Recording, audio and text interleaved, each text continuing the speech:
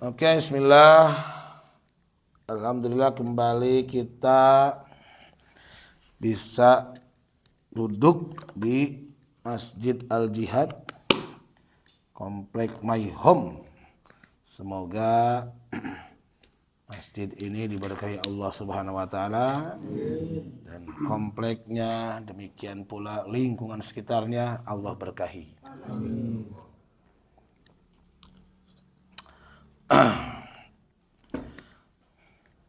Dan mudah-mudahan semoga senantiasa selalu kita berada dalam rahmat Allah Subhanahu wa taala. Dosa-dosa kita yang tidak menutup kemungkinan, bahkan kemaksiatan yang boleh jadi ada di dalamnya selalu dihadapkan dengan ampunan Allah Subhanahu wa taala. Baik, kita lanjutkan materi kita tentang Aqimus Shalah, kita majelis Aqsa. Alhamdulillah kembali kita di hari dengan Bapak Dr. Yus. Alhamdulillah. Sehat Bapak Yus? Alhamdulillah. Ada KDE juga, alhamdulillah KDE.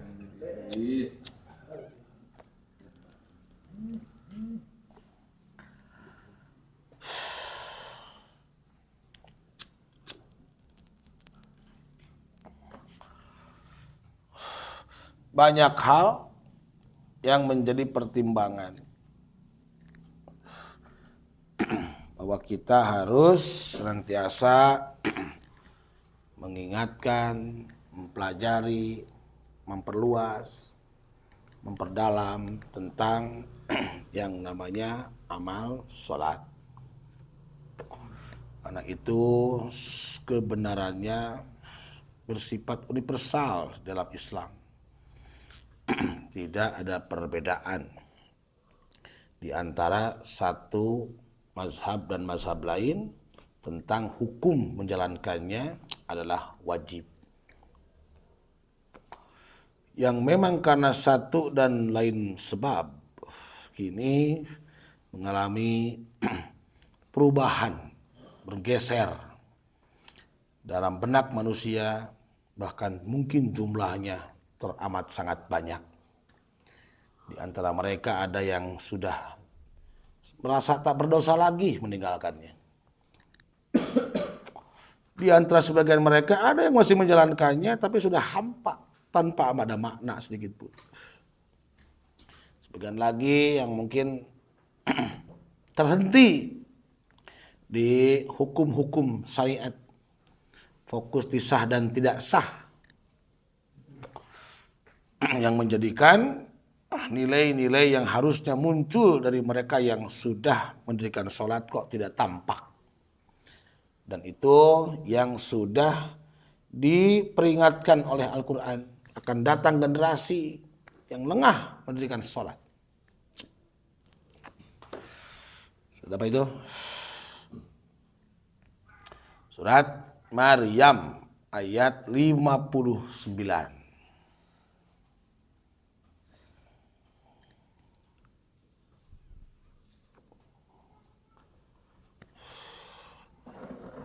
Silakan Bapak Igo.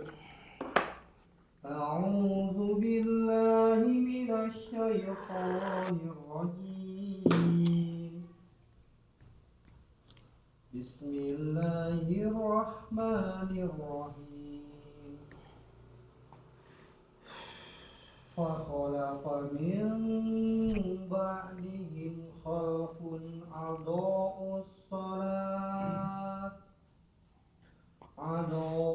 salata wattaba'us syahawati fasawfa yalqawna ghayya. Kemudian datanglah setelah mereka pengganti yang mengabaikan sholat dan mengikuti keinginannya, maka mereka kelak akan tersesat. Jadi fa khalafa mim ba'dihim. Khalafa itu kan datang kemudian, yang darinya muncul kata khalifah. Maka datang kemudian min ba'dihim, dari sebagian mereka itu, khalfun adha'us shalah, yang mengabaikan sholat.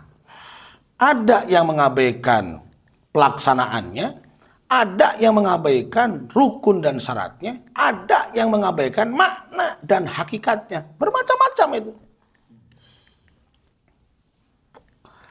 Kenapa? Karena kita melihat hari ini orang yang sudah melaksanakan sholat itu nggak jaminan mutu mereka tidak terjebak dengan syahwat dan amarah. Tidak jaminan mutu hari ini. Bahkan seakan-akan dia pandang biasa, nggak hebat, biasa aja. Kenapa? Saking banyaknya pelaku pelanggaran yang mereka udah sholat. Dan itu yang menjadi PR kita, bro. Sehingga kita sulit ngajak orang ke masjid, kita sulit ngajak orang sholat. Kenapa? Karena fakta di depan mata mereka, sebagaimana mata kita, kemaksiatan masih terjadi. Hal-hal yang disebut dengan dosa pun demikian pula, sesuatu yang berseberangan dengan fitrah manusia. Perpecahan, perdebatan, krisis kepercayaan, bahkan mengagulkan sekelompok dan meremehkan kelompok yang lain, yang mana mereka sudah melaksanakan sholat. Bahkan mungkin boleh jadi tanpa sadar kita menyumbang kerusakan di bumi ini, padahal kita sudah melakukan sholat. Maka atas pertimbangan itu, Bapak Kiai Haji Iko Barles memutuskan dirasa perlu untuk terus menggali tentang sholat ini. Ditemani dengan Dr. Ius dari Al-Azhar. Al-Azhar Cibangkono, Cinamo. Benar gak? Nah, gitu. Tuh, adha'us shalat wa taba'us sahawat. Dan mereka yang mengabaikan sholat ini nggak melakukan. Saya bilang tadi, bermacam-macam. Ada yang memang nggak melakukan, ada yang udah nggak peduli, ada yang masih melakukan tapi sekedar. Ya kalau bangun ya sholat, akan tidur ya tidur, ada gitu. Gitu. Ada yang seminggu sekali Jumatan, ada yang setahun sekali, gitu, setahun sebulan lah Ramadanan, ada itu. Itu tidak apa-apa, itu memang situasi itu mesti kita pelajari. Ada yang sudah rajin 5 waktu tapi ya syahwat anger gitu. Nah, sehingga kalau kita membaca diri kita sendiri, kita yang mana? Terus wataba'us syahawat, dan mereka ittiba. Nah, ittiba tuh mengikuti pihak yang di depan. Apa itu? Syahwat. Syahwat itu keinginan, dorongan. Satu di antaranya syahwat makan. Siapa yang tidak bisa mengendalikan syahwat makan, maka akibatnya kini kita melihat banyak orang yang sudah sholat tapi tidak bisa menahan gejolak syahwat makan yang mengakibatkan tubuhnya diterpa sakit. Nah, sakitnya orang-orang dulu karena kurang makan, sakitnya orang sekarang karena terlalu banyak makan, tidak mempertimbangkan tentang kadar dan ukuran. Nu penting terap jeung wareg gitu. Jadi orang yang mendirikan sholat, ya akhirnya sholat, itu jaminan mutu akan sehat tubuhnya. Karena salah satu pemicu sakit tubuh itu karena makanan sendiri. Terbukti dengan kasus kemarin tuh makanan tuh yang MBG keracunan kan. Seketika langsung sakit-sakitan. Ada sampai meninggal dunia dari makanan. Gitu.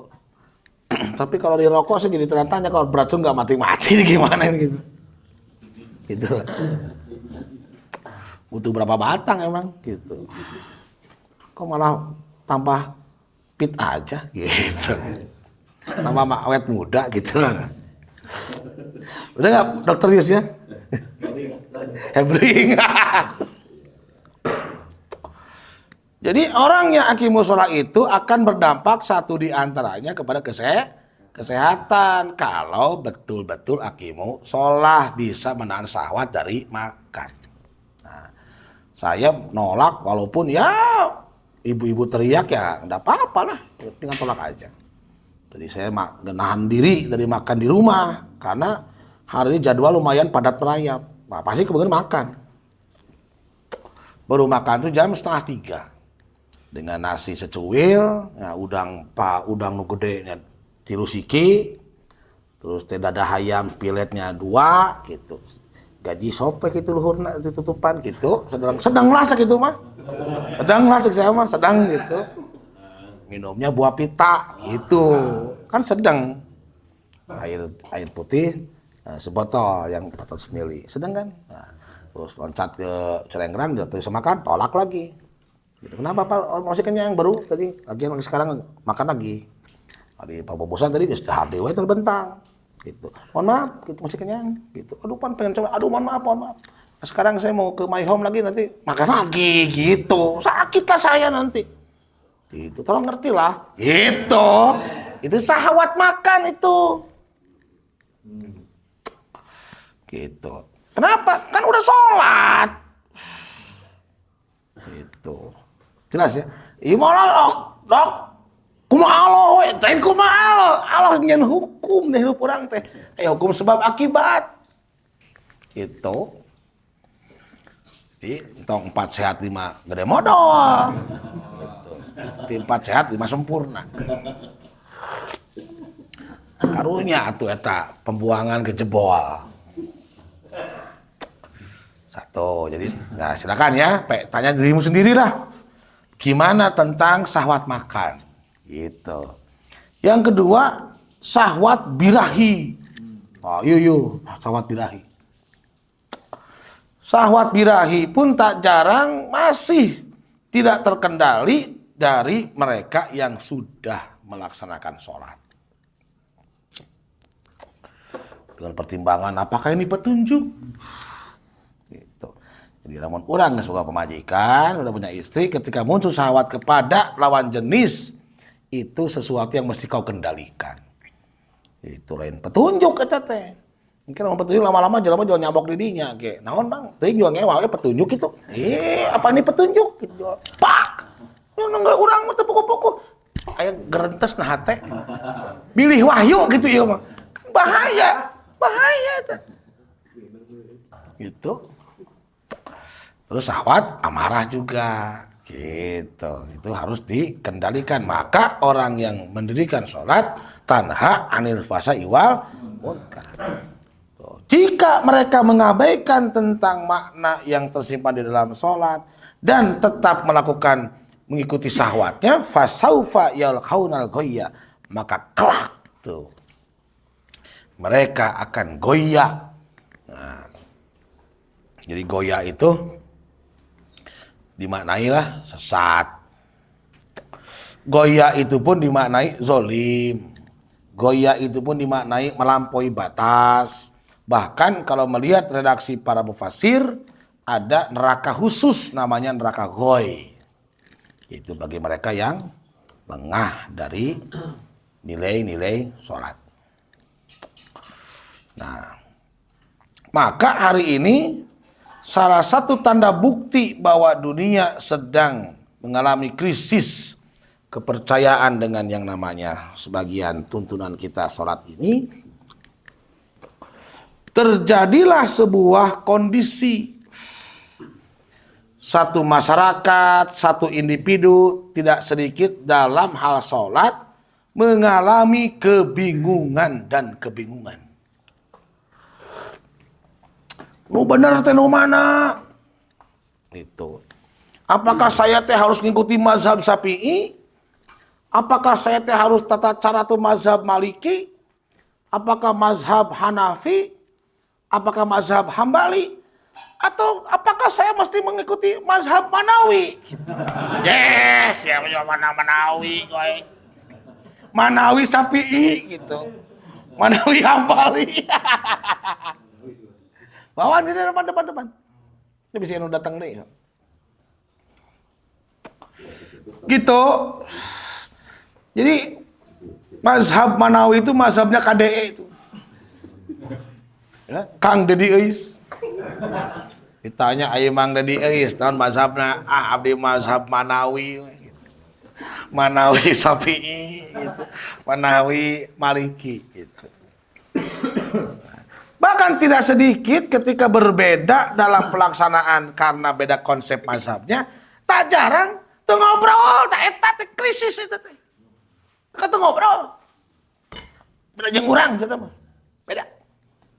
Nah, kitu geus teh. Beda tah.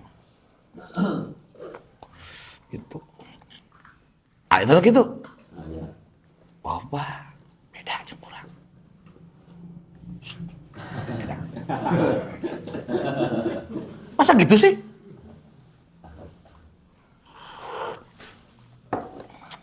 Teman kok gitu? Gitu. Akhirnya banyak di antara para pemuda, khususnya orang-orang yang meniti jalan, diterpa kebingungan dan kebingungan. Nggak usah mendingan ulah tuh. Jadi gitu. Gitu, kehilangan pedoman arah dikarenakan fenomena di tengah-tengah kehidupan ya seperti itu. Sehingga nilai-nilai yang dulu dianggap penting sekarang sudah ditinggalkan tanpa merasa bersalah dan berdosa. Pergeseran terjadi ketika kita dulu waktu kita di usia kita kecil lah. Seakan-akan maghrib mengaji itu wajib. Era namun teu ini teh. Budak namanya hese. Itu. Alhamdulillah satu di antara anak saya yang mau ngaji di komplek tuh si Imi tuh. Onian sorangan oke. Bapak, Imi mau ngaji gitu sana, itu di rumah Ibu Aini.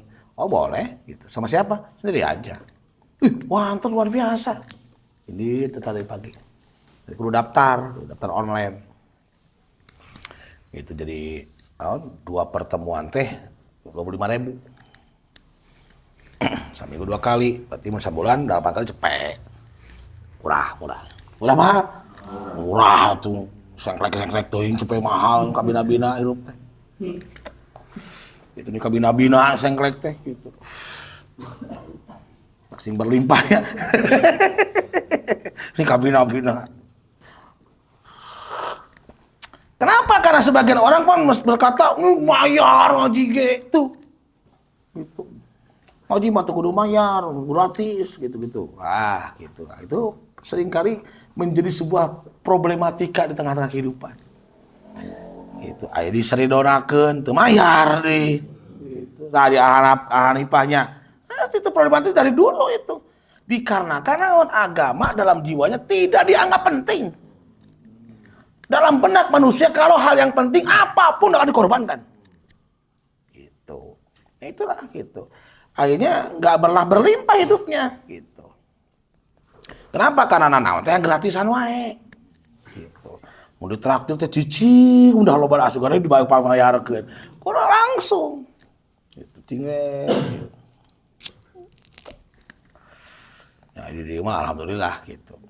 Berlomba-lomba. Amin ya rabbal. Nah, itu Dr. Yus ya. Jadi itu latar belakangnya. Problemnya itu. Nah, kita lanjut dengan materi kemarin tuh. Jadi sholat itu tidak sekedar amalia ritual biasa, tetapi di dalamnya mengandung tuntunan, pedoman, bahkan sebagai patokan bahwa Nabi Muhammad SAW telah memberikan isyarat as-sholatu mi'rajul mu'minin. Sholat itu sebagai tempat naik, mi'raj. Itu tempat naik apa? Naikin derajat orang-orang yang imannya mantap. Jadi sudah menjadi sesuatu yang mestinya akibatnya melekat dalam diri kita. Kenapa? Karena saya yakin semua kita sudah memelihara sholat yang 5 waktu. Semestinya si mi'raj ini tidak dapat ditolak. Tidak terjadi karena hukum sebab akibat. Jadi kalau sesuatu sebab dilakukan tetapi akibatnya tidak sesuai yang diharapkan, berarti sebabnya ada yang kurang. Mungkin kurang sempurna atau kurang ini, kurang itu. Itu yang harus dievaluasi oleh setiap kita. Nah, maka Nabi Muhammad SAW ketika bicara sholat, bertemu dulu atau sholat dulu? Bertemu dulu lah. Kenapa harus bertemu dulu? Karena sholat itu sendiri tujuannya mengingat. Nah, gimana mau ingat ketemu juga belum? Cuma kalau kita bicara bertemu, selalu dalam pikiran kamu sosok dan sosok baik. Seorang filosof berkata, seandainya kuda bisa mikir, dia beranggapan Tuhan itu kuda. Manusia pun sama ketika berpikir tanpa didasari ilmu, beranggapan Tuhan itu kayak manusia. Maka dewa-dewa antara manusia dan binatang dikolaborasi. Ada dewa tertentu badannya kuda, kepalanya manusia. Ada dewa tertentu kepalanya manusia, ke bawahnya binatang tertentu, jang-jangan. Kepalanya 8, tangannya 10. Diperbanyak aja. Gitu. Karena dia dewa, kalau 2 ya manusia biasa, dewa 4 gitu. Itu imajinasi orang. Kalau itu betul, lah, maksudnya Laisa kami istrihi sayun. Tidak ada yang serupa dengannya. Jadi jangankan yang serupa pun nggak ada. Kak mislihi. Nah, lanjut nih kemarin tuh. Jadi tanya saya kayak gini terus aja dia. Alhamdulillah.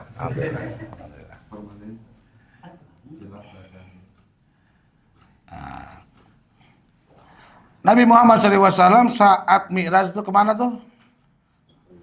Ke langit, ke bumi. Nah, di langit.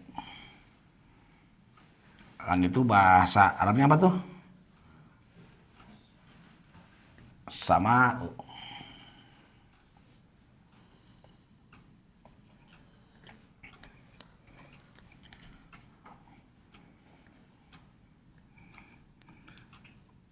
Sama itu apa?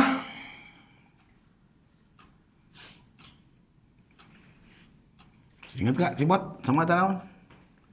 Bismi. Tanda tinggi.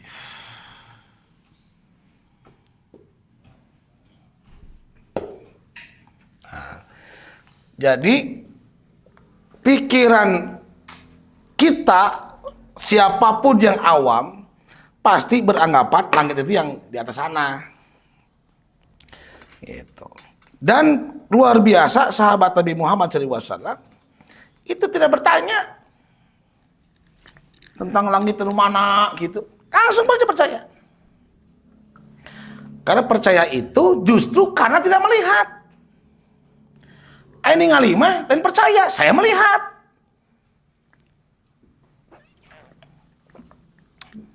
Jelas ya? Jadi percaya itu justru karena nggak melihat, bro. Tetapi orang sekarang percaya itu harus melihat. Nah itu sudah salah pertimbangan. Mana sana Allah teman ayam mah? Ya kan percaya malah ningali. Justru ningali. Itu. Saya percaya Anda punya penis. Dan tahu sama melihat.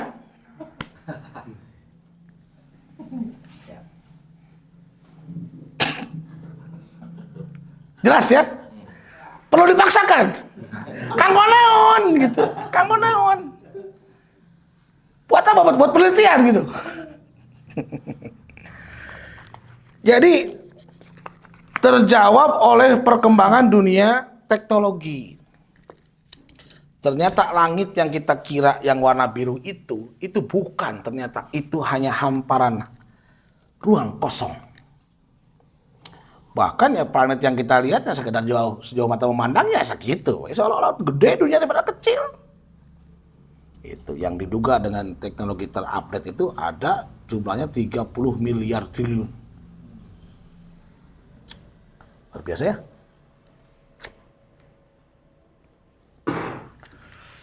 Ini langit itu apa tuh? Tanda tinggi. Karena sholat itu mi'raj. Mi'raj itu tempat naik. Gitu. Jadi kalau sudah sholat tidak ditemukan isyarat tinggi, ada masalah tuh. Kemungkinan fawailul lil musallin. Sholatnya tidak berdampak. Maka disimbolkan Nabi Muhammad SAW, langit pertama tuh. Nah, siapa tuh kemana tuh? Nabi Adam. Bertemu dengan Nabi Adam.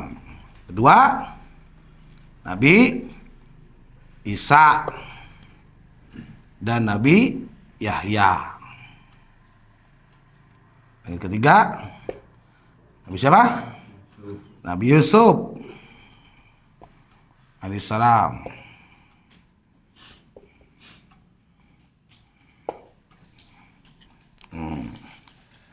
Yang keempat,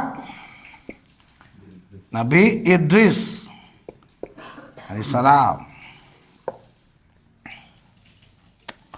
Nabi kelima, oh Nabi Hud sih? Nabi Harun. Yang keenam, Nabi Musa alaihissalam. 7, Ibrahim.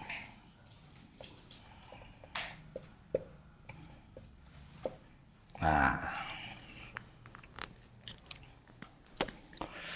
ini fase-fase yang akan dilampaui, diloncati.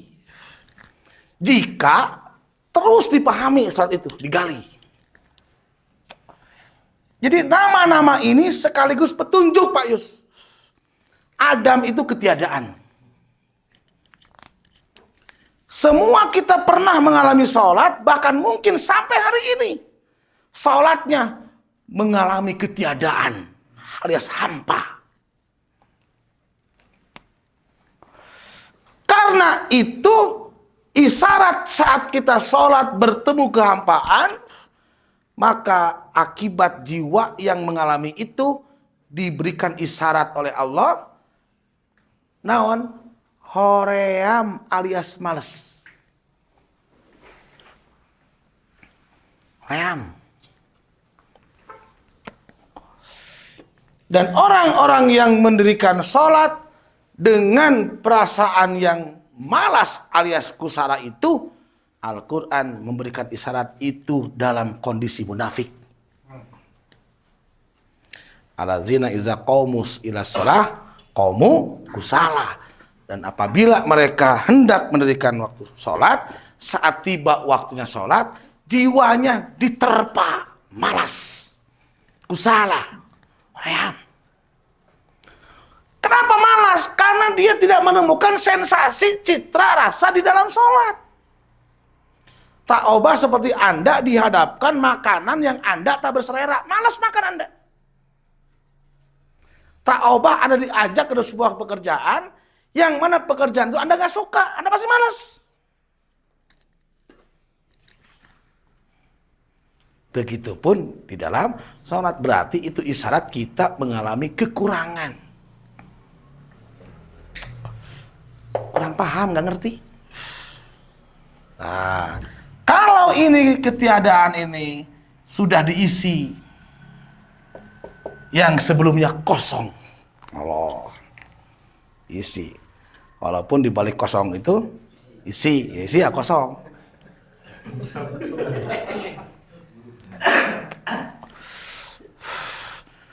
Jadi kalau si fase Adam ini sudah dilompati, maka akan dirasakan akibat dalam jiwa kita kebangkitan.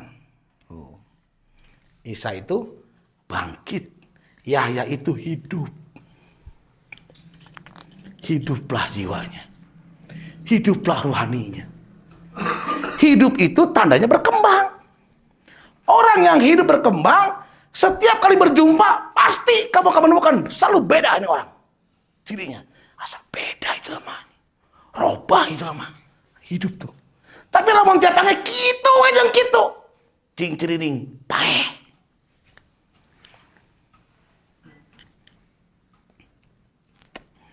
pernah melihat itu? Kita lihat orang sering, bahkan mungkin melihat dirimu sendiri. Nah, orang jadi kieu. Kenapa kau jadi pemalas? Lihat orang lain, loh, dulu kan dia orang yang rajin. Kok sekarang? Dulu kan dia seorang yang tukang azan. Kok sekarang edan sih? Dulu kan dia tuh sebagai marbot. Kok sekarang sih jual marmot sih? Perubahan itu kan mengisyaratkan positif dan negatif. Tetapi hal ini banyak yang tidak peduli kunaon teu ngarti. Kenapa nggak ngerti? Karena dalam benak kebanyakan orang tertanam sejak kecil dan tidak berkembang. No penting sholat. Eta geus terprogram sebagai data dalam jiwa. Tanpa mencurigai, mengevaluasi perkembangannya. Seperti sabda Nabi enggak? Harus naik. Nah, cerah? Yahya dan Isa. Maka Nabi Isa salah satu nabi dan rasul yang sepanjang hayatnya tak pernah menangis. Nabi Isa itu sosok nabi yang kapanpun dijumpai oleh siapapun selalu dalam keadaan tersenyum. Maka dikenallah Isa itu simbol kasih. Sehingga orang-orang yang beranggapan Nabi Isa sebagai Tuhan, anak Tuhan, melabeli ajaran mereka itu ajaran kasih. Saking kasihnya beliau dipercaya sekelompok orang, dia yang menebus dosa manusia. Saking kasih. Nah, tetapi kita sebagai muslim tidak setuju atau beda pendapat dengan itu. Paling tidak sosok ini luar biasa. Menakjubkan. Bahkan indah. Ya minimal orang merada-rada indah lah gitu. Heula gitu. Rada-rada indah heula weh gitu. Kana can indah oge. Gitu. Kalau saya tanya teman-teman, wajahku ini sedang indah atau rada-rada indah nih kira-kira? Tak karasa ku apa oge. Nggak boleh lah, nggak boleh.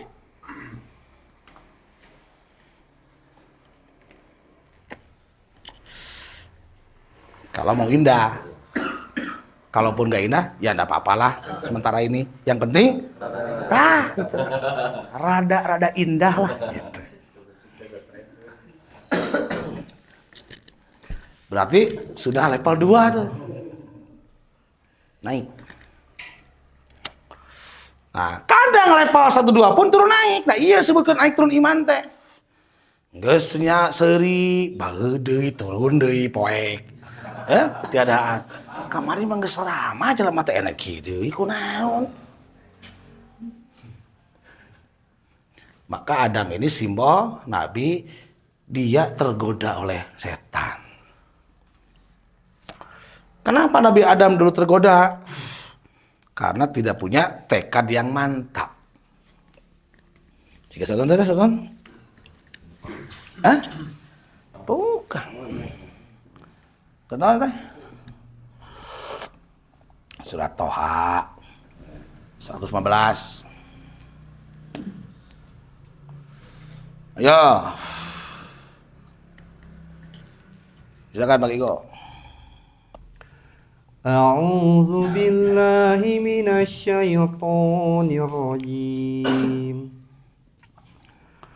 Walaqad ahidna ila adama min qablu fanasiya wa lam najid lahu ajma. Allah. Dan sungguh telah kami pesankan kepada Adam dahulu, tetapi dia lupa. Dan kami tidak dapati kemauan yang kuat padanya. Tuh. Jadi godaan itu sudah diingatkan kepada Nabi Adam dulu. Fala taqrabu hazihi sajarah, jangan kau dekati pohon ini. Kok kenapa tergoda? Agar manusia tidak menduga-duga, maka Allah menjelaskan dulu sudah kuingatkan. Tetapi tidak kutemukan dalam dirinya kemauan yang kuat. Akhirnya tergoda oleh syahwat. Syahwat apa? Syahwat makan. Syahwat makan, makan buah khuldi itu ya kan. Tapi kan orang-orang yang berpikiran yang rasionalis gitu, orang-orang yang berpikiran pragmatis, nah ada harga yang kuat diturunkan gitu pikiran teh, tidak ada dahar gitu, datu patah, nah banyak kalah. Walhasil, nah itu Nabi Isa dan Yahya. Kalau sholatnya terus meningkat derajatnya, maka akan mengalami fase Yusuf. Yusuf dihadirkan oleh Al-Quran sebagai pribadi yang menakjubkan, indah dan brutal. Ngerinya gitu. Indah, menakjubkan dan brutal. Gitu. Apa brutalnya? Lebih memilih penjara daripada mengikuti syahwatnya Zulaikha. Brutal sekali ini. Gitu. Coba sampai Nabi Yusuf itu dikira malaikat. Surat apa itu? Ya pasti surat Yusuf lah. Yusuf kan surat Yusuf Unggul. Gak ada surah lain. Nah, Yusuf ayat 31 deh masalah. Tuh, kali. Ayo baca. 31. Ya, 31. A'udzu billahi minasyaitonir rajim. Falamma sami'at bimakrihinna arsalat ilaihinna wa a'tadat lahunna muttaka'an wa atat kulla wahidatin minhunna sikina wa qalat ikhruj alaihinna falamma ra'aynahu akbarnahu wa qatta'na aydiyahunna wa qulna hasya lillahi ma hadza basaran in hadza illa malakun karim.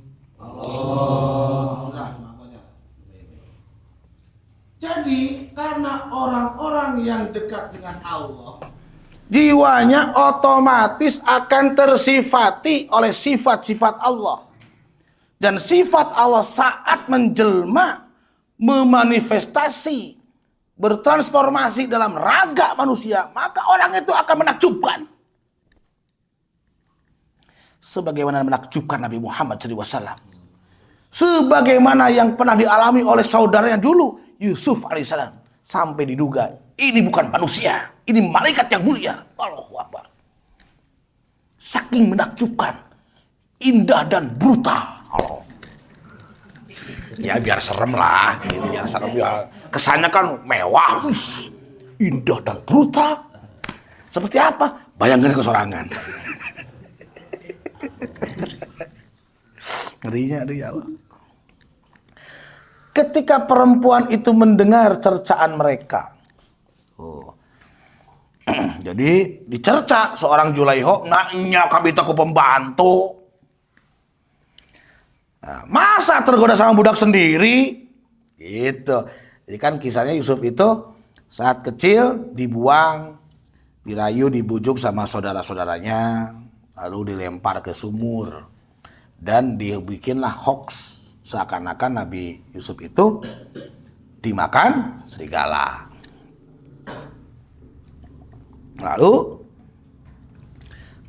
ketika itu di dalam sumur karena Yusuf kecil, belum punya kekuatan sebagaimana orang dewasa. Nah, datang sekelompok orang pedagang yang hendak mencari air minum. Ternyata melihat sumur didekati, sumur kering, di dalamnya seorang anak kecil. Wah, lihat anak ini, wah tampan luar biasa nih, gitu. Kayak Abdul Salam lah kalau di sini. Wah, luar biasa nih, jadi selamatkanlah. Gitu. Untuk mengurangi beban perjalanan, ya dijual di pasar. Dan itu hal itu biasa dulu. Jual, gitu. Barangkali yang membutuhkan anak nih, kalau orang anak angkat lah. Itu pun sekarang masih berlangsung, cuma dengan budaya yang berbeda. Kayak hak asuh ya. Jual lalu, nah ketika itu melewat pasar itu seorang Al-Ajiz, satu di antara pejabat kerajaan. Nah, karena melihat anak ini sangat lucu, menggemaskan, gitu. Akhirnya dibelilah dengan harga yang mahal. Lalu dibawa ke rumah, diurus, dirawat, kasih makan, dan sebagainya. Tumbuh besarlah ada manusia, kegedean. Ternyata semakin membesar itu mengusik syahwatnya Zulaikha. Kok makin gede, kok makin keren nih. Makin tambah indah aja dan brutal nih kelihatan Allah. Mana badannya six pack, gitu. Janggotnya mungkin tertata rapi, dain eceran tapi glosiran. Ya Arab lah, kuma Mesir. Tinggi besar.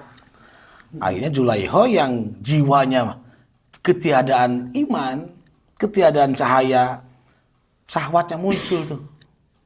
Menggoda dan terus menggoda. Akhirnya itu Nabi Yusuf lari sampai baju belakangnya sobek.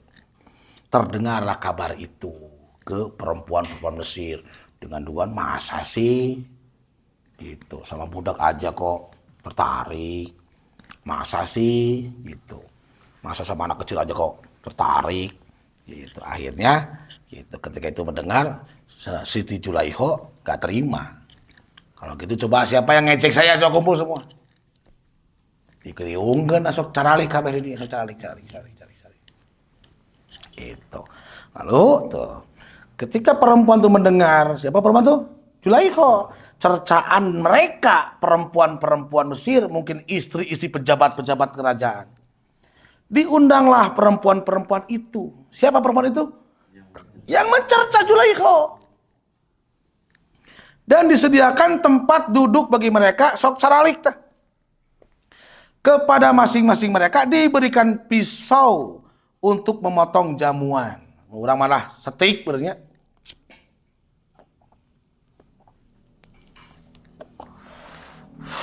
Buah-buahan yang tidak bisa dimakan langsung, tapi kudu dipotong ke peso. Seperti buah mangga, caumat kudu pakai peso. Gitu. Cuy mun mangawam digorogot. Nepi ka si lauk cupang. Allah. Kemudian dia berkata kepada Yusuf, itu. Yusuf, kata Zulaikha, keluar. Ya sebutlah jalan kayak catwalk itu. Pikiran kita kan gitu jalan. Gitu. Tampakkanlah dirimu kepada mereka. Ketika perempuan-perempuan yang tadi ngejek Yusuf, seketika melihat Nabi Yusuf itu, mereka terpesona. Gitu. Karena keelokan rupanya. Kenapa terpesona? Karena indah dan menakjubkan. Lagi brutal.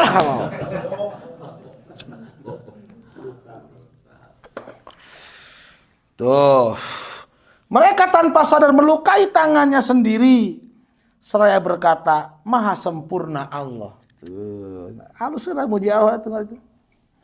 Gitu. Faqulna hasya lillahi hadza basyara. Gitu. Hadza basyara. Gitu. Ini bukanlah manusia. Apakah ini manusia? Itu guna mata hadza basyara. Apakah ini manusia? Seakan-akan mereka para perempuan itu selama mereka hidup belum pernah melihat sosok yang begitu indah dan menakjubkan. In haza illa malakun karim. Ini sungguh malaikat yang mulia. Luar biasa. Kenapa? Karena jiwanya sudah tersibgoh dengan Allah. Sudah mengesa dengan Allah. Sholatnya tercapai bersatu dengan Tuhan. Kan suatu nyambung ke lain. Nah, terhubung jos.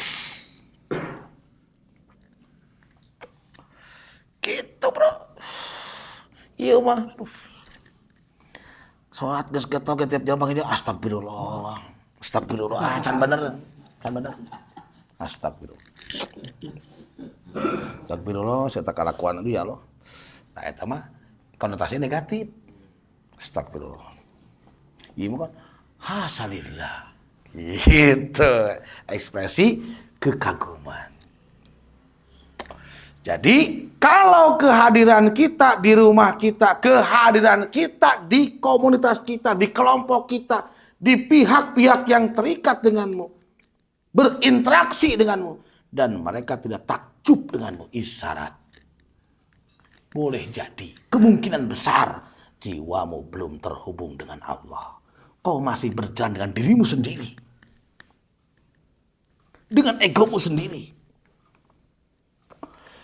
Sampai Nabi ban Allahumma la tukilni ila nafsi tarfata ain. Ya Allah, jangan biarkan aku berjalan sendirian walaupun sekejap mata. Saking menakjubkannya Nabi Muhammad SAW, wah melampaui Nabi Yusuf. Jin-jin berbondong-bondong. Yang boleh dibahas di kopi bapak tuh. Darah ungkap yang dinungin. Haraus.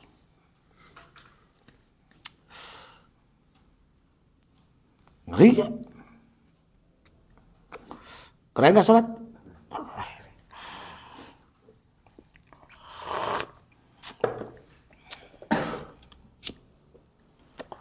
Sampai hal itu dialami oleh seorang tamskui. Setiap kali beli surabi, si ibi surabi itu langsung nyarita, nikahilah aku. Allah, kok kayak Ariel ya?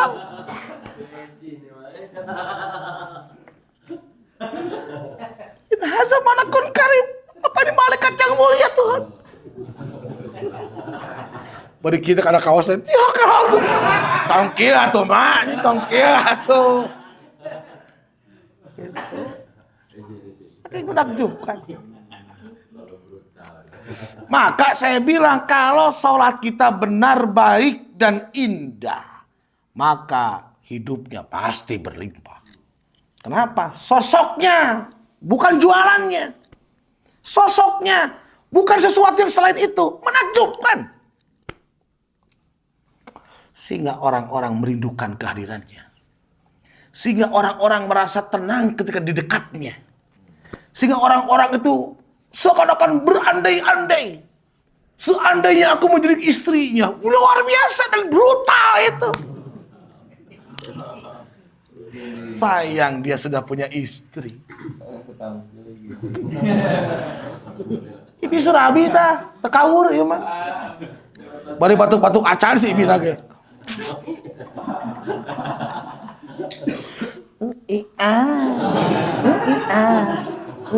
Halo. Gitu bro. Nah kan kalau kita bicara malaikat pan, sosok itu satu pan tidak pernah lelah. Sosok malaikat itu tidak pernah lupa. Malaikat itu secepat cahaya, dia secepat kilat. Gitu.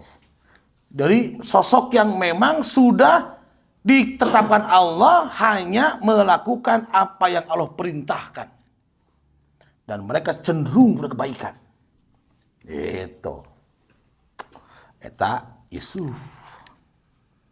Tuh, jadi kenapa tiru ge luar biasa.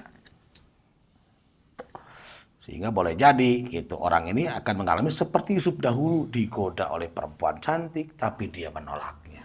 Walaupun tak sampai di penjara. Kan akan diuji seperti gitu. Aku akan menguji kalian seperti orang-orang dulu. Gitu. Seperti.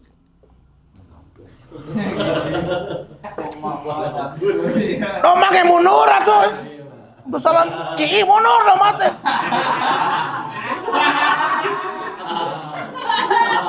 Luar biasa dan brutal itu. Halo.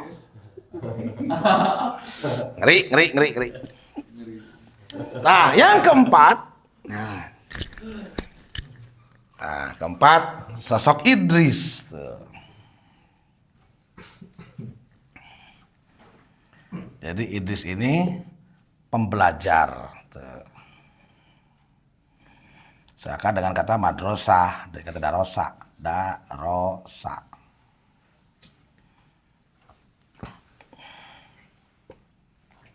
Idris. Jadi belajar, tempat belajar dinamai madrasah. Orang yang memberi pelajaran yang disebut mudaris. Tuh. Jadi orang ini sudah sangat lekat dengan yang namanya darosa. Nempel. Orang ini apa maksudnya? Terdidik. Karena saking sering ngaletak bangku madrasah, gitu tahan bahasa orang nama. Ari mana teh hirup teh ngaletak bangku madrasah teh, pas gitu ya bahasa gitu. Pengalaman. Jadi orang ini terdidik. Nah, seperti isyarat itu ada dalam surah Ali Imran. Nah, ini tentang Nabi Isa nih. Jadi semua nabi itu pembelajar. Nah, jadi Ali Imran ayat 79. Sok. A'udzu billahi minasy syaithanir rajim.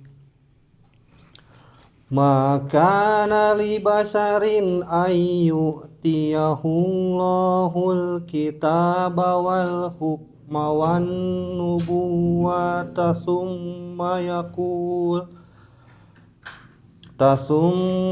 yaqula linnasi kunu ibadan li min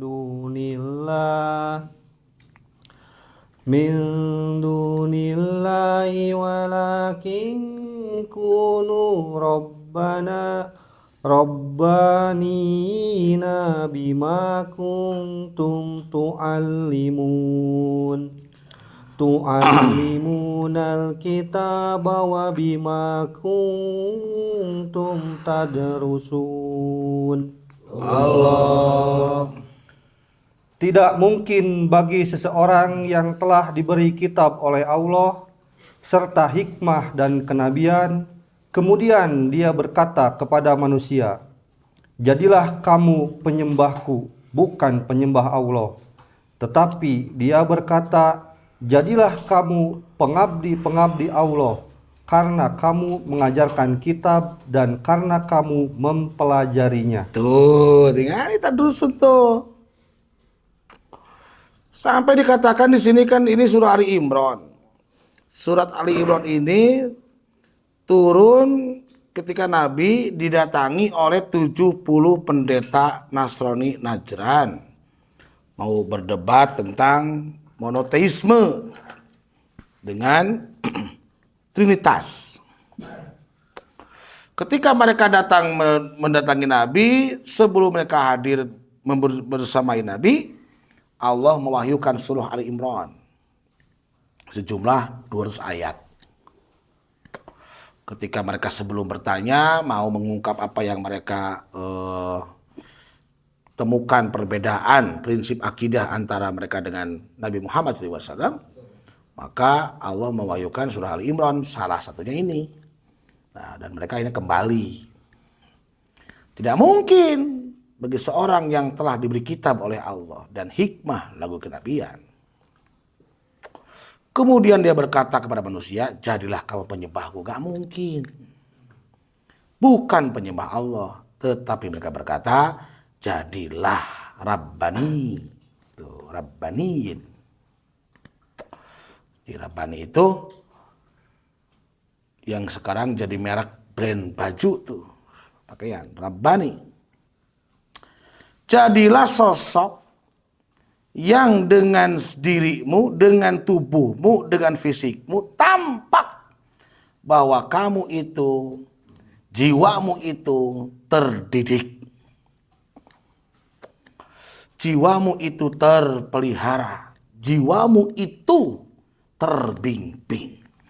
Maka dalam kehidupan harus beda antara yang terdidik dan tidak. Beda. Dari cara bicara pun kelihatan. Kalaupun dia bicara menjelaskan, dari cara menjelaskan pun beda pasti. Dari cara duduk pun udah kelihatan.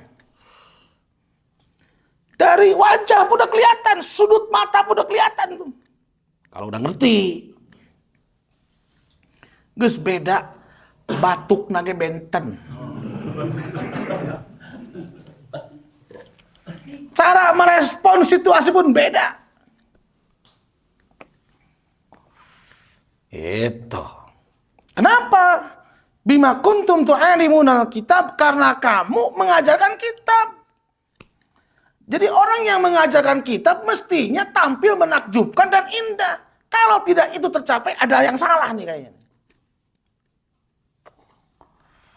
Gitu. Dan itu krisis kita hari ini. Karena banyak orang-orang di antara kita yang hidup di masa ini, ya karena manusia masih berproses mengajarkan kitab, sebetulnya dia pun belum terdidik. Sebenarnya dia pun belum terdidik. Apanya? Mau syahwat makannya, syahwat tidurnya, syahwat birahinya, syahwat amarahnya, belum terdidik. Sehingga menjadi ketetapan dalam hidup sebab akibat. Gimana mau mendidik orang, lo gak terdidik. Mau jaga orang gimana, kamu juga gak terjaga. Mau nyembuhin orang sakit gimana, lo juga sakit. Nah, maka sholat itu sesuatu yang luar biasa, ukur luar biasa. Karena kamu mempelajarinya dengan mantap dan konsisten. Tuh. Maka sholat itu jika dilakukan sesuai petunjuk Aqimus Sholah, akan berdampak si orang itu mencintai kebenaran, mencintai ilmu. Sebagaimana isyarat Al-Quran seorang Nabi Idris alaihissalam, itu dalam surat Maryam ayat 56. Oh. Silakan, Bego. A'udzu billahi minasyaitonir rajim. Wazkur fil kitabi Idris innahu kana siddiqon nabiyya. Allah. Dan ceritakanlah Muhammad SAW kisah Idris di dalam kitab Al-Quran. Sesungguhnya dia seorang yang sangat mencintai kebenaran dan seorang nabi. Tuh, tingali. Ya. Sebetulnya semua nabi sama gitu. La nufarriqu baina ahadin mir rusuli. Cuma di ayat ini dihadirkan bahwa Idris itu karena terbukti siddiqon, bukan sidik saja, siddiqon. Sudah pakai tasdid, pakai iya lagi. Berarti kebenarannya betul-betul terbukti. Itu. Kenapa terbukti? Karena itu dinamai mencintai. Seorang yang betul-betul jiwanya mencintai terhadap objek apapun, maka fisik akan menampakkan. Misal kita berada di sebuah tempat, di sana banyak motor berjejer. Ada motor satu yang sangat ada idam-idamkan. Pasti jiwamu tidak bisa menolak. Red deui kadinya. Aduh, indah. Menakjubkan dan brutal. Aduh. Gitu ge kawewe. Kadinya kan panon teh. Pada loba awe teh. Kitu deh. Ih. Eta reaksi.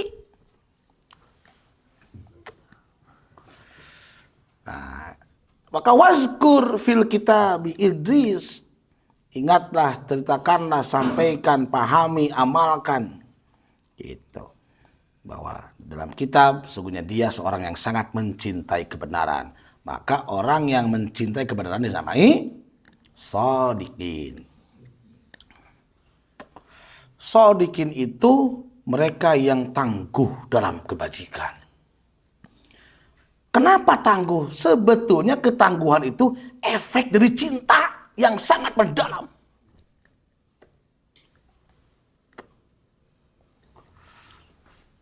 Saking ku cinta. Orang yang mencinta, mengerjakan yang dicinta, bukan banyak energi, tambah energi.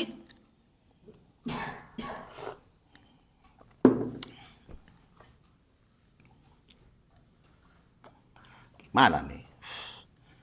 Keren gak ini? Keren dong. Harusnya di usia kita udah sampai kita harusnya. Harusnya udah sampai.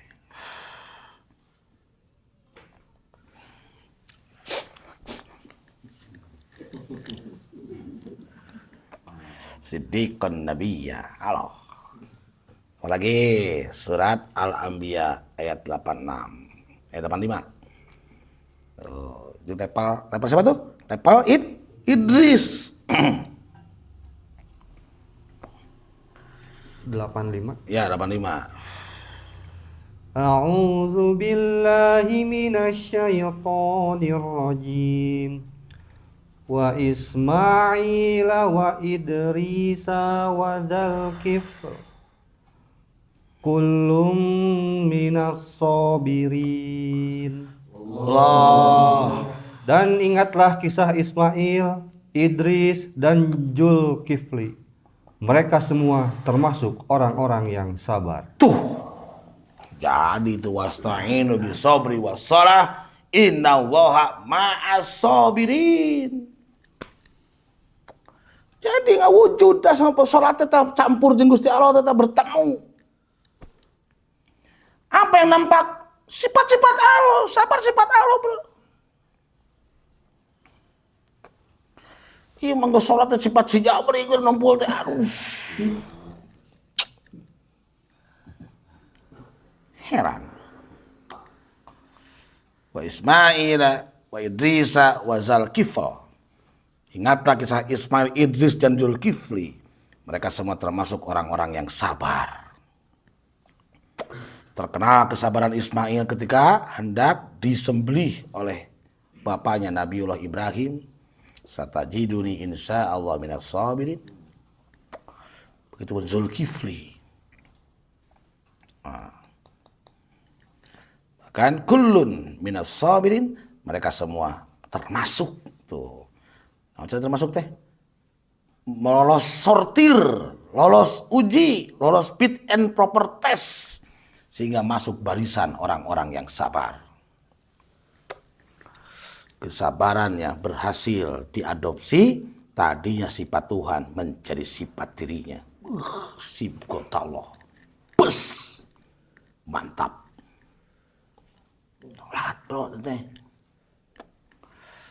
Wa adkhalnahum fi rahmatina. Tuh, dan kami masukkan mereka ke dalam rahmat kami. Kami masukkan. Bukan mereka masuk ke rahmat kami yang memasukkan.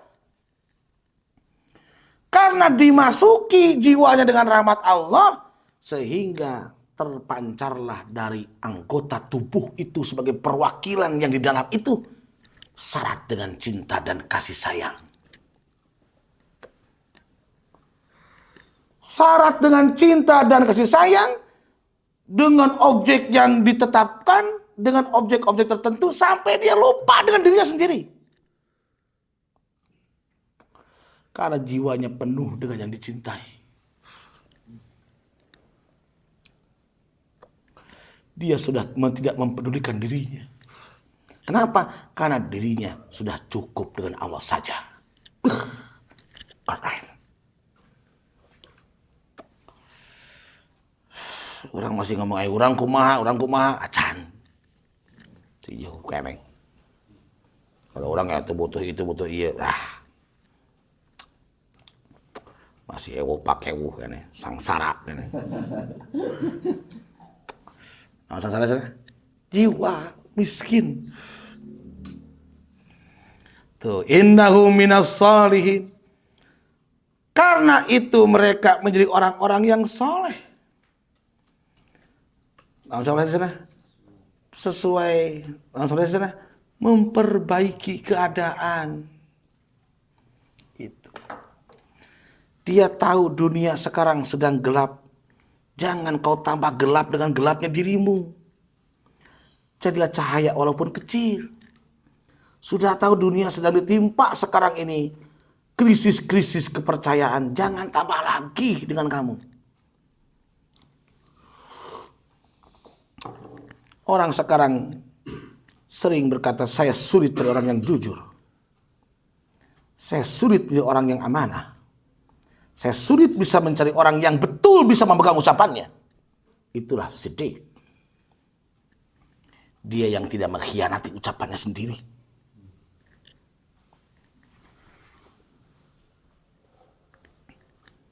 Mantap. Lima bulat belit, hejo koneng berem, tepuk. Jadi goyah terus, goyang, gitu. Pasti itu kan goyang. Itu jelas.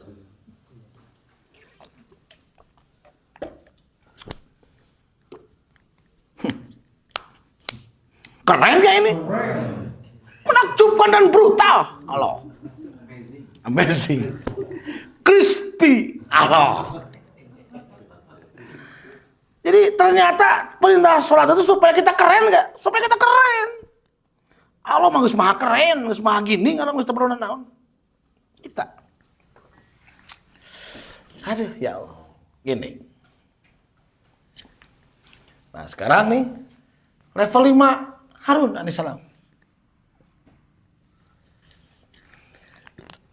Jadi kata Harun itu kalau kita translate ke bahasa Arab, Harun itu pengendali kuda yang handal. Wow. Jadi kuda itu simbol kendaraan. Kuda itu simbolnya tubuh kita sendiri. Jadi tubuh kita ini kan maka disebut dengan makrokosmos. Bisa dinisbatkan sebagai perahu. Bisa dinisbatkan sebagai kendaraan. Satu di antara kendaraan yang pada waktu itu yang terhebat, tercepat dan terkuat adalah kuda. Maka hadirlah sosok Harun. Artinya si orang ini sudah mahir mengendalikan diri. Semahir seorang pengendara kuda balap. Bahkan ada sahabat Nabi siapa tuh yang berkuda dengan lari yang cepat, tapi fokus anak panah tidak tergoyahkan. Siapa tuh? Lain crossbow kade. Itu. Sa'ad bin Waqqas, itu Sa'ad bin Abi Waqqas. Bisa sama nyanyi yang gitu, siot jeblok. Udah dia main seret. Kalau muntah karena beung. Ya, kan tali ayah jang kena beung. Aduh. Cau dia. Lepang tali. Kena beung. Dolangkep. Aduh, ya Allah, ya Allah. Aya Gusti.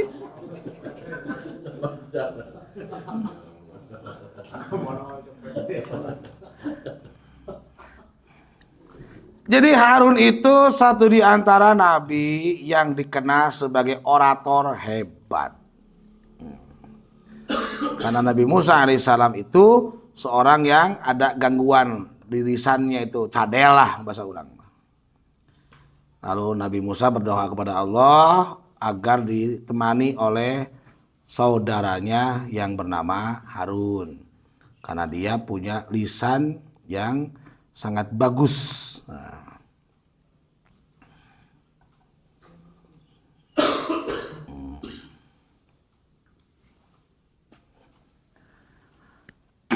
Apalagi itu Harun tuh?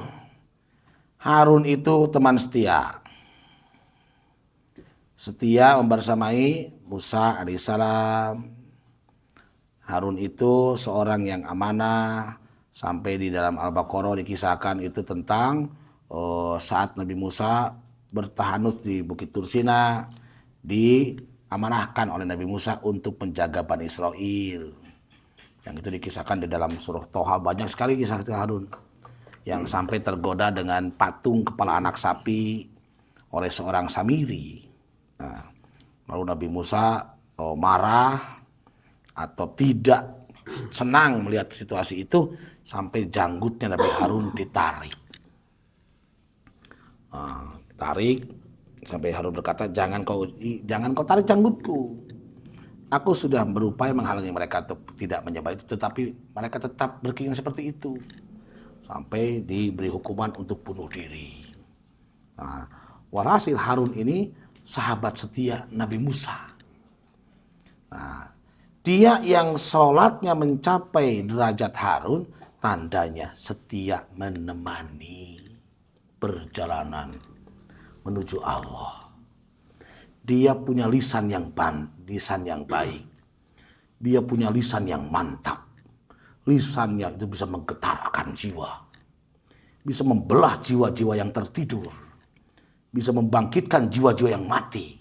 Kenapa? Karena di dalamnya ada energi Tuhan. Ini saat keluar dari lisan yang mengandung gelombang. Gelombang itu merobek jiwa mereka. Luar biasa itu. Orator hebat. Gitu. Keren gitu. Indah dan menakjubkan.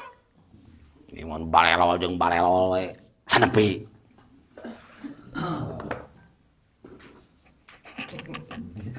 Balelol jeung balelol. Nah, gitu. Yang mahir pun juga dulunya balelol. Kan orang ngerti balelol kan? Tote yang balelol itu.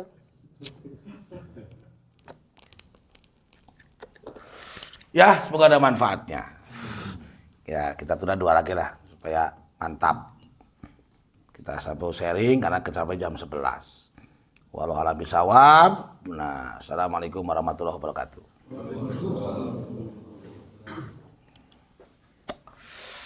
Allahu Akbar. Suara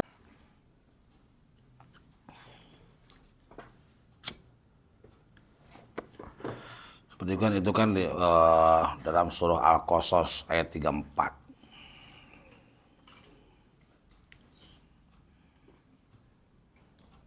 Oh, baca. A'udzu billahi minasyaitonir rajim. Wa akhi Harun wa aqsaw minni lisanan fa arsilhu ma'iya rid ayyusaddiquni inni akhafu ayyukadzibun. Dan saudaraku Harun, dia lebih fasih lidahnya daripada aku. Maka utuslah dia bersamaku sebagai pembantuku untuk membenarkan perkataanku. Sungguh aku takut mereka akan mendustakanku. Kan? Jadi wa akhi itu saudaraku Harun. Harun alaihissalam seorang penunggang kuda yang hebat.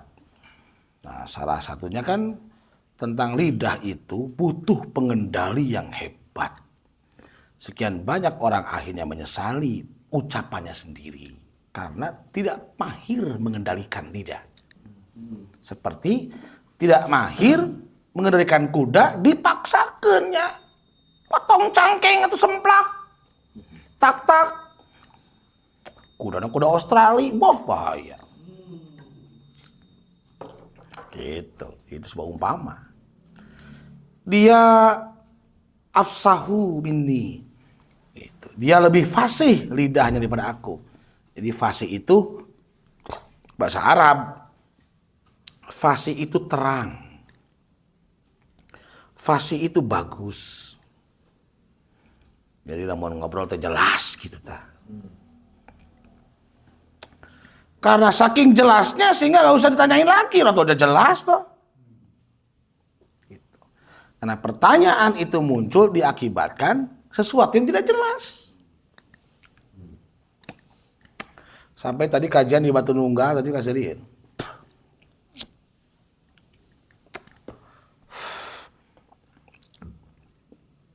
Kata tuan rumah, sok siapa yang mau nanya, saya kasih duit 100.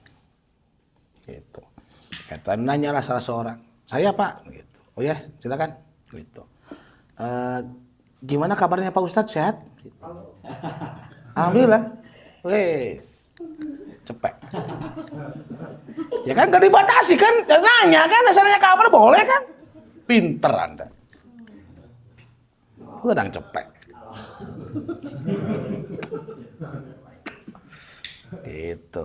Gimana Pak Ustadz, sehat? Gitu. Alhamdulillah. Wah cepet.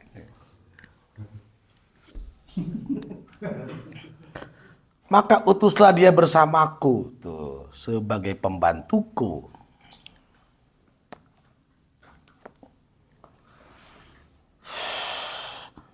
Untuk membenarkan perkataanku, sungguh aku takut mereka akan mendustakanku.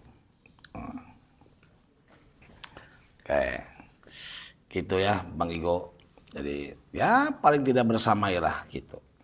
Anak istrimu sampai menuju surga. Gitu. Karena hari ini banyak orang di tengah-tengah anak istrinya sudah merasa hampa. Sudah tidak dirasakan yang namanya makna. Gitu. Sudah tidak dirasakan energi kebersamaan itu. Karena ya mungkin terputus dengan sikapnya sendiri.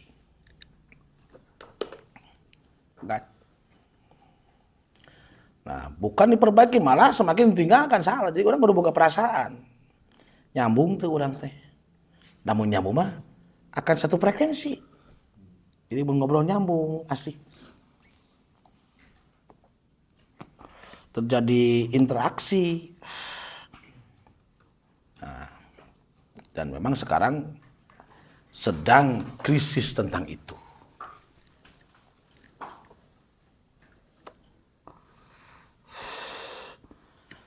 Satu di antara orang sekarang tanpa disadari terputus dengan Tuhan. Banyak di antara orang yang hidup sekarang itu hidupnya dalam level permisif. Permisif. Ngerti nggak permisif? Nah, lu nggak sekolah kan ya? Apa? Permisif itu sikap yang membolehkan berbuat apa saja. Yang penting aku suka. Dan itu selama tidak mengganggu orang. Nah, itu kemunduran moral itu. Kita sering melihat itu di dunia media sosial. Perempuan tidak malu-malu, bikin konten sendiri, garuk-garuk pantat sendiri, diambilan ku sorangan. Itu kan jelas, begitu jelas. Dan itu banyak yang meniru. Sampai garuk-garuk ke depan kepala sendiri, dicorekin ke batur pada teteh. Sesuatu yang immoral itu. Tetapi demi kehebohan dan viral. Nah, itulah permisif namanya. Jadi orang sudah berpikirnya bukan kebenaran lagi. Tetapi yang penting heboh. Yang penting booming. Yang penting terkenal. Nah, itu sudah isyarat jatuh moral. Nah, kenapa? Karena saya bilang tadi mungkin gagal kebanyakan orang menjadi sosok kepanjangan Tuhan, sosok menjadi kehadirannya sebagai pesukses visi misinya Allah. Menjadi sosok yang mengagumkan tadi, gagal. Karena termakan oleh delusi, ilusi pikirannya sendiri, terpagari batasan-batasan itu dengan menciptakan dirinya sendiri. Sehingga dia lupa dia ciptaan Allah yang maha hebat. Lupa. Karena selalu berjalan dengan dirinya sendiri. Mengukur Allah dengan keterbatasannya sendiri. Akhirnya gak akan pernah menakjubkan. Dan dunia akan semakin sempit. Bukan semakin luas. Itu bro. Dan kesempitan itu istilah neraka itu. Baik, ini penting nggak batur. Nah, mas saya, itu kan sesuatu kalimat yang ngeri itu bro. Kalau yang mengucapkannya Muslim, sholat ngeri itu. Gitu. Tetapi ya ngerti TH kurang. Di awalnya sehingga boleh jadi udah nyampe level ini, turun dia tidak hapus kan dia kurang bimbingan. Itu ya. Semoga kita tidak demikian. Bahkan diam-diam banyak orang yang setelah sholat kebingungan sendiri. Ngahulang. Sholat ngahulang. Maka dulu salah satu kalimat dari guru saya, yang dulu saya belum nyampe ke sana. Beres sholat yuk, beres. Gitu. Riwehnya, kok riweh? Arisinya ngenulis beres sholat, kemana sana? Tenang, tenang. Saya mah riweh. Nah riweh. Nah riweh. Kan tenang ke sholat mah. Nyadidinya, saya mah riweh. Eta jadi pertanyaan balik kayak memberi lempang ngahulang riweuh kunaon pan geus jelas salat. Nah, lamun maneh cenah kitu, salat masih dampakna tenang, kamu masih berpikir dirimu sendiri. Eta teh isyarat masih level cumpon kewajiban. Tapi orang yang salatnya sudah levelnya mengikuti jejak para nabi, riweuhnya. Karena ini cahaya ini harus dilentarkan. Cahaya ini harus dirasakan sama orang lain. Harus kehadiranmu harus berguna bagi orang lain. Harus membentuk karakter orang lain. Tidak terjadi kamu tuh akan mati. Kan gitu para nabi teh. Nah mulai teh. Ada ngahulang orang teh. Ada. Nah beda jeung batur ya mah. Karena kita yang dibentuk kan begitu. Tenangnya yang sholat mah. Naon sebab hebeban teh. Belum menjadi sarana untuk recharge jiwa. Ngecas. Bahkan tidak sekedar ngecas, transfer data. Wus. Gitu. Sehingga yang sampai kepada kita itu berita-berita langit. Alias tahun kabar-kabar yang sangat tinggi. Berbobot gitu tah.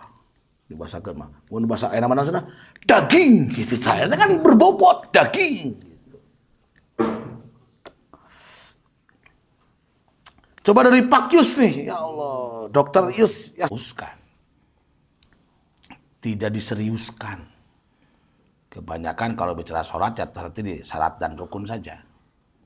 Itu bahkan banyak orang-orang yang sholat dari kecil katanya, tapi nggak ngerti yang dibaca itu apa, tujuannya itu apa, kok kenapa kalimatnya ini, itu supaya apa sih, itu bagus itu.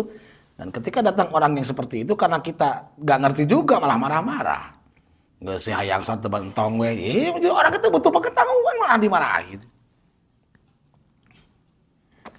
gitu.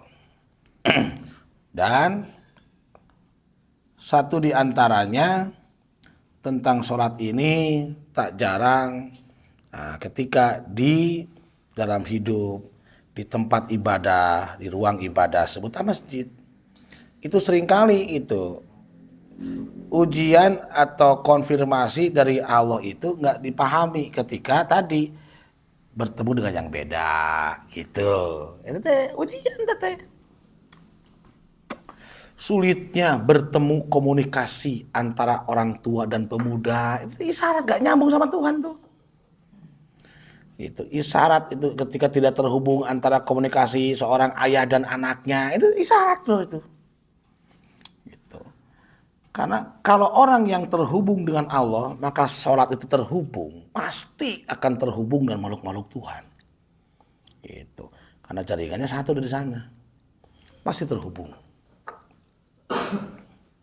Nah, keterhubungan ini manfaatnya, efeknya sangat besar sekali.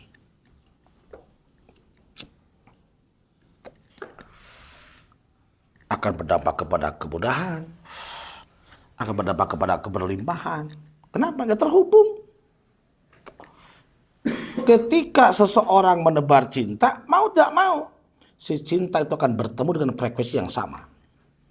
Dan ketika bertemu dengan frekuensi yang sama, si orang itu akan merasakan timbal balik dari cinta itu.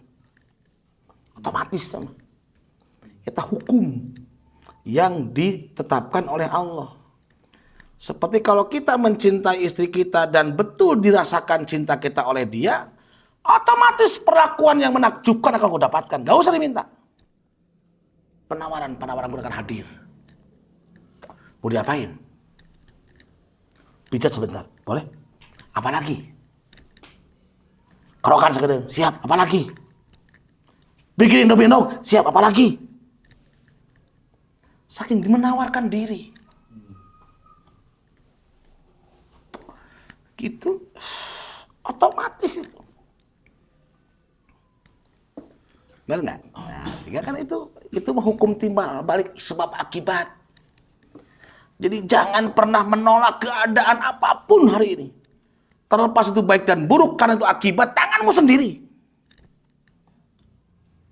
Ngapain kita tolak ketetapan Tuhan yang tidak baik?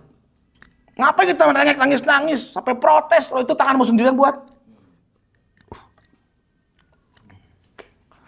Udah nggak? Wah, gitu. Sampai itu para aktor tuh pulang ke Cianjur. Tertunda karena kudu nganterkan saya. Saya sampaikan, Pak Rata, mohon maaf ya. Itu gara-gara situasi ini jadi ngerepotin. Waduh, enggak Pak. Justru saya sangat senang Pak. Dia ceritalah sepanjang jalan. Jadi dia punya pasangan tuh punya penyakit jiwa bipolar sama wacing apa ngeri jelema hidung teh hidung wes nah bodas bodas teh penyakit naon dedek gitu dah. Tah eta. Apa beliau udah psikologi beliau. Gitu sampai masalah saeutik teh cerai wae. Gitu. Seandainya saya mau ngaji Pak, tengiluan ngaji jeung Bapak. Geus-geusan Pak sigana saya. Cuma karena ada ketahanan di dalam jiwa, ingat apa yang dinasihatkan di dalam Al-Qur'an. Sampai sekarang masih bertahan Pak, alhamdulillah. Bahkan sekarang pun saya suruh pulang. Gitu. Omatnya, tolong cerai dirinya sini. Saya berulang kali sepanjang, awas jangan cerai kamu. Awas. Kasih anakmu. Gitu, siapa? Tuh.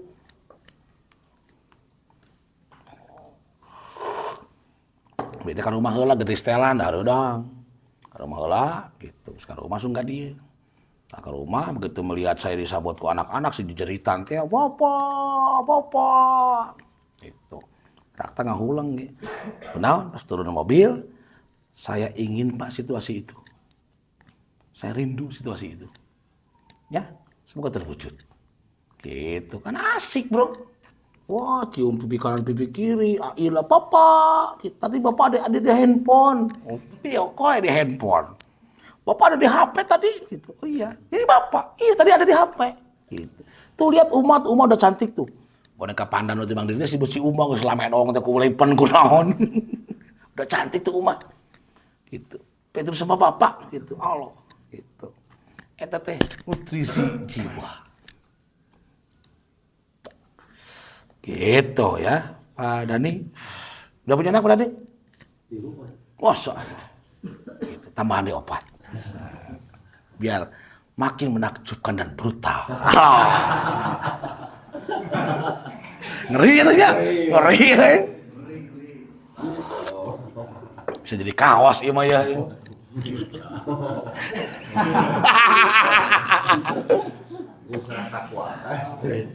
Coba dari Watching. Yang saya alami, saya rasakan dengan sholat itu kan gerakan-gerakan. Maka sholat itu kan bukan terhenti di aktivitas amal yang diawali takbir itu. Terus diakhiri salam. Namun gitu mah bahaya. Kayak jalan maju takbir amak-amakan assalamualaikum sholat tetepan. Tapi harus ada gerakan-gerakan. Aktivitas yang di dalamnya ada gerakan-gerakan tertentu dan bacaan-bacaan tertentu. Itu yang penghujungnya salam gitu. Ya. Nah, gerakan-gerakan itu sebetulnya mengkonfirmasi betapa menakjubkan struktur tulang itu. Nah, saya mendapatkan itu, sensasi itu ketika bermasalah kemarin. Padahal sering bermasalah dulu juga, cuma karena nggak ngerti. Ternyata dengan peristiwa kemarin tertubruk, oh ternyata luar biasa kaki ini.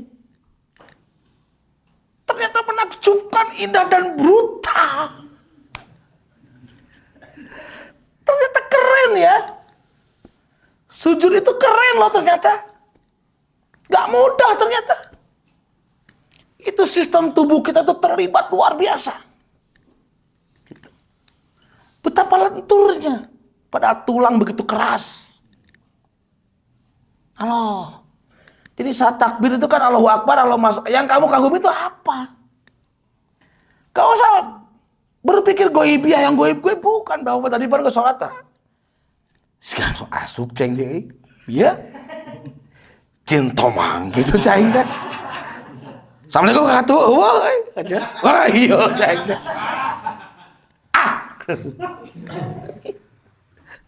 Asup gitu. Soalnya hal itu pernah jadi data gitu. Ya, ketika bagala diajar sholat penting di masjid, Allahu Akbar. Kasuka ganggu itu yang buru-buru Assalamualaikum. Bener aslina yang balik. Teh data eta. Dan juga orang set gitu. Moal si eta teh gitu. Gitu. Luar biasa. Kagumi aja. Luar biasa itu. Allah. Coba dari itu tamskui. Allah. Kita mau tidak mau bahwa pendidikan itu didapatkan dari pihak lain.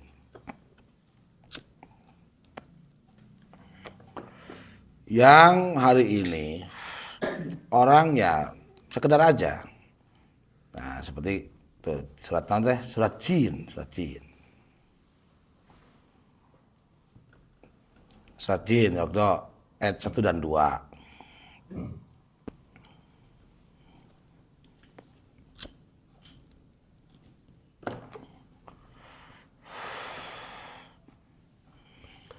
A'udzu billahi minasy syaithanir rajim. Bismillahirrahmanirrahim. Qul uhiya ilayya annahu istama'a nafarum minal jinni faqalu inna sami'na qur'anan ajaba yahdi ilar rusdi fa amanna bih fa walan nusrika bi rabbina ahada. Allah.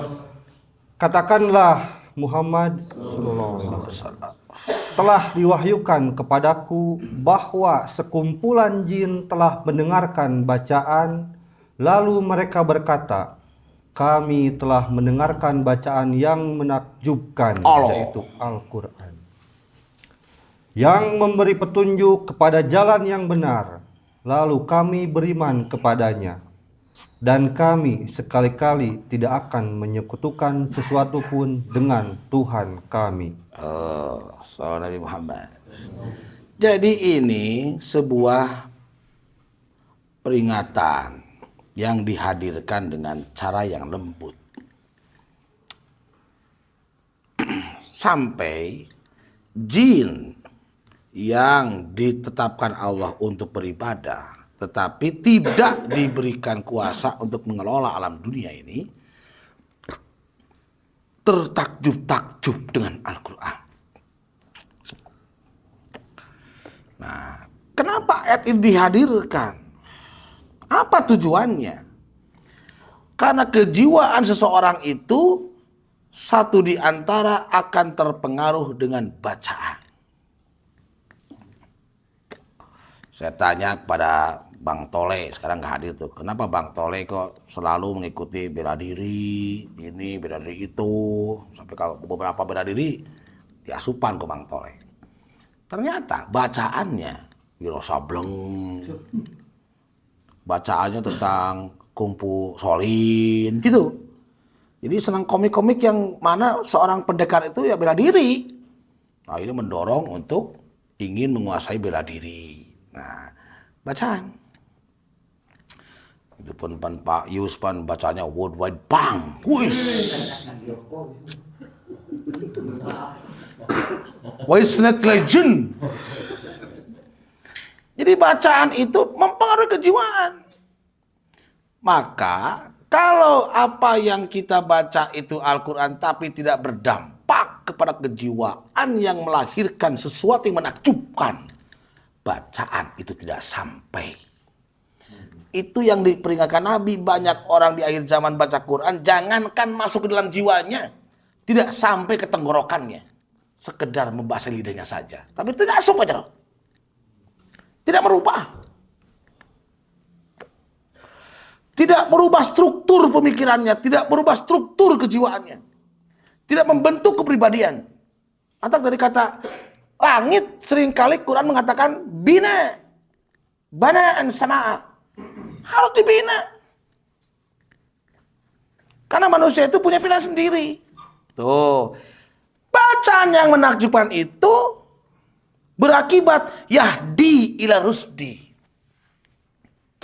Hati-hati, ini ila rusdi, bukan ila sirat, bukan ila sabil, gitu. Ila rusdi. Nah, rusdi itu apa? Memandu. Rusdi itu membimbing, rusdi itu memberi petunjuk, rusdi itu mencontohkan, rusdi itu berakal sehat, rusdi itu merasionalkan. Maka orang yang diberi kemampuan dari hadi itu bukan petunjuk.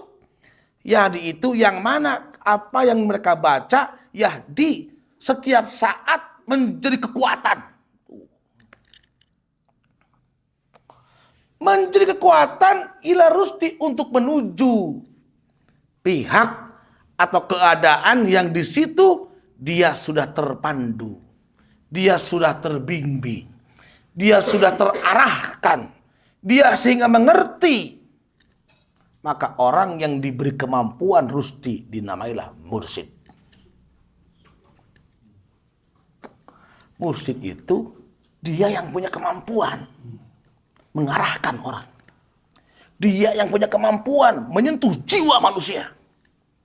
Dia yang punya kemampuan mengarahkan kepada Tuhan. Ternyata kita pengalaman kalimatnya sama, tetapi dengan orang yang berbeda. Bunyinya tidak sama. Ngerti? Padahal yang dibunyikan ayatnya sama. Tapi sensasi, cita, rasanya beda. Aneh. Tuh. Ila rusdi fa'ama Nabi. Maka dia tidak sulit untuk beriman kepada Allah karena bertemu dengan pembimbing yang menakjubkan dan indah. Itu yang mahal dalam hidup. Ilmu itu ya terhampat begitu aja. Yang susah itu menjadi pembimbing yang menakjubkan, itu susah. Belajar kalau sekedar baca informasi gampang. Yang susah, yang membangkitkan kita cinta dengan apa itu. Yang kita pelajari, susahnya luar biasa itu. Nah, orang buat ngomongin hese, orang mah nguriling neangan guru teh hese. Apa Apa yang susah? Balatak Ustaz, loba Ustaz. Tetapi yang membangkitkan jiwa susah. Sehingga ketika bertemu dengan orang itu, tak bisa melalui orang teh. Seolah-olah harus selalu menghadap. Kenapa? Daya tarik yang luar biasa. Gelombangnya mantap. Vibrasinya tinggi. Sehingga setiap ucapan-ucapan itu sangat menggetarkan sehingga mudah direkam. Dasuh. Gitu. Itulah kenapa para sahabat Nabi gak kesulitan menerima transfer data di Nabi. Karena Nabi sangat menakjubkan sekali. Walaupun pakai catatan, pakai fotokopian, pakai infocus, pakai naon teh, makalah-makalah teh kudu. Geus terhampar ilmu mah. Tinggal jaringan orang nyambung teh. Tinggal metikan. Gitu. Mencek Kiai Haji Muhyiddin lah gitu. Nah, onda ilmu mah tinggal metikan jika buah geus panen di baheula oge. Dan maneh we teh ngarti. Itu tinggal metikan deukeut. Ek diuk meunang nang teu meunang tinggal nyokotan, loba. Yang ngaji naon? Tinggal Daud. Tenepi urang mah da bodoh teh ya, kantun. Itu urang mah ngaji teh kudu moga buku. Nu kitu mah teu kudu langsung. Geus aya kabeh. Kan urang mah pedah lolong. Seolah-olah Allah teh naon can mere petunjuk balatak. Moal kadahar semedahareun. Jadi naon intina koneksi dengan Tuhanmu itu. Dan hidupmu itu mau dikemanakan. Gitu. Siapa yang berkata, abdi mah bade di bumi weh, geus moal ningkat-tingkat didinya geus moal maju. Urang mah cuma di imah we nya geus di dinya. Mau berkembang. Tapi kalau saya ingin mewakafkan diriku untuk kehidupan ini, wow, jalan terbuka, kemungkinan banyak. Jadi hidup itu adalah probability, kemungkinan dan kemungkinan. Gitu. Dan itu apa yang saya ucapkan terbukti. Wah, ya Allah. Besok pengen sibuk. Tungtang. Oh, seharian. Besok libur lah. Enggak, udah kosong. Besok pengen full. Terbuka jalan. Dia. Tapi di imah we, ngonci kabeh. Coba. Isuku mau kemana-mana. Enggak semua panggilan dalam jiwamu. Tapi kalau besok saya harus padat. Wah, muncul berbagai data keluar. Itu. Jadi ternyata kehidupan kita akan melayani kita sesuai dengan ekspektasimu sendiri. Gitu Pak Iko. Oke. Ya. Nah, coba. Sudah enggak? Jam 11 ya. Nah, coba dari Bung Predi. Kak. Al-Ankabut 45 ya. Utslu ma uhiya ilaika minal kitab wa aqimis shalah. Bacalah apa yang telah diwahyukan kepadamu minal kitab dari sebagian kitab. Nah, jadi ini yang dimaksud bukan kitab Al-Quran karena Nabi Muhammad SAW waktu itu belum punya mushaf, belum dimusafkan. Kitab tertua yang Allah ciptakan itu adalah diri manusia. Jadi dirimu itu kitab. Di dalam dirimu itu ada catatan-catatan. Di dalam diri kita ada tulisan. Dalam diri Bang Predi saya lihat ada lagunya kayaknya tuh dalam dirinya tuh. Ada lagu Haruskah Ya kan. Gitu. Ada kitab, ada gambar-gambar. Itu kitab, bro. Nah, terkhusus tentang sholat ini sendiri. Gimana dalam kitabmu? Penting atau tidak? Gitu. Apa utama atau tidak? Kan dalam diri kita. Kenapa ada orang yang tidak mendirikan sholat? Karena di kitabnya, di dalam dirinya, mungkin pandangannya gak bagus. Atau biasa-biasa aja. Atau gak usah juga gak apa-apa. Dan macam-macam pertimbangan membuat dia ringan meninggalkan. Gitu. Maka bacalah kitabmu. Terus waqimi sholat. Setelah itu coba dikena sholat. Oh, menurut saya Allah itu segala-galanya. Allah itu maha besar. Gak ada yang paling penting dalam hidup ini selain Allah. Bener nih. Bener. Coba sholat deh. Ketahuan. Gitu. Oh, geningan lain. Allah geningan paling penting dalam diri orang teh. Ternyata kalau bijil teh persoalan-persoalan. Oh, eta digedekan ku dirinya mah. Yang sering kali mengikat pikiran dan perasaanmu, kamu terbatasi, terpagari, terbenteng dengan itu. Sehingga seringkali dalam hidup terhalang dan terhalang. Terbatasi dan terbatasi. Padahal kalau bersama Allah, gak akan mungkin terbatas. Karena dia maha tanpa batas. Gitu. Sehingga tantangan itu menjadi sebuah yang indah. Kenapa? Karena dia mengerti itu jalan untuk membuat dia makin dewasa. Makin matang. Semakin kuat. Kalau nggak ada itu nggak mungkin. Maka nabi-nabi ini semua ini nyaris dihadirkan semua tantangan-tantangan. Ini kan Namrud, ini Fir'aun, ini sama Nabi Idris diberikan sebuah rintangan pada waktu itu. Oh, apa tuh? Kaum-kaum yang memang tidak terpelajar. Gitu. Sehingga beliau akhirnya dengan banyak cerita yang beragam tuh. Walau alam yang mudah-mudahan sekarang udah di sorga katakan begitu. Wajar pada waktu itu. Baru abad pertama manusia. Belum kenal tulis-menulis. Tetapi pada saat itu lahir seorang yang terpelajar. Idris alaihissalam. Orang kan zaman sekolah ya teh. Cuma sayang pendidikan kita selalu menekankan kepada anak kita. Padahal kita yang lebih membutuhkan yang sudah mengerti. Gitu, kalau anak dipaksa harus pendidikan yang bagus. Dan sayangnya ketika SD banyak yang bagus. SMP, nah begitu SMA mulai susah. SD IT, SMP IT, SMA ada SD SMA teh. Nah, kebanyakan di masa itu runtuh nate. Gitu. Saya nanya ke Bang Wawan, Bang Wawan apa terang ngobrol aja SMP mana? SMP mana? Islam. SMA anak Islam oke. Pas kuliah perhotelannya bablas KB. Ngalah tuh. Karena apa kamari sih? Ya SMA mana eta ki Petrol Akhyar. Islami gitu. SMP na Sanawiyah, Islami kayaknya gitu. Kuliah di perhotelan terus bablas Jadi pondasi teh nggak hancur ya ngapain? Ya semoga ada manfaatnya gitu. Semoga malam ini menjadi malam-malam yang indah dan menakjubkan.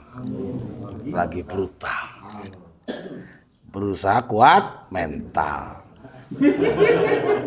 Ayo Bang Wawan. Allahumma arzuqna al-istiqomah. Allahumma arzuqna al-istiqomah. Allahumma arzuqna al-istiqomah. Allahumma arzuqna siratal Makkah wal Madinah. Allahumma arzuqna rizqan katsiran wa halalan thayyiban.